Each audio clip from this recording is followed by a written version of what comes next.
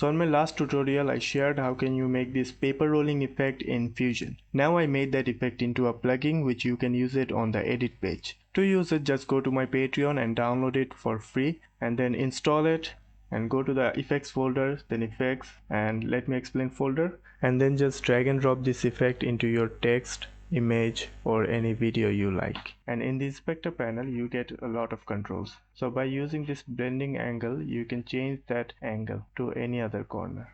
And then we have normal position, resize, rotation, and from here you can also change the backlight. You can make it more lighter or more darker, and you also get the front light. You can make it lighter and darker as well. And this soft edge, using that soft edge you can make the edges more softer. By default it's 30, which should be soft enough, but if you want more then you can increase it. And I should mention that it was my first time making a plugin, so let me know your thoughts if you do use this plugin, and if you want to know how I made this effect in Fusion, then you can check this video out.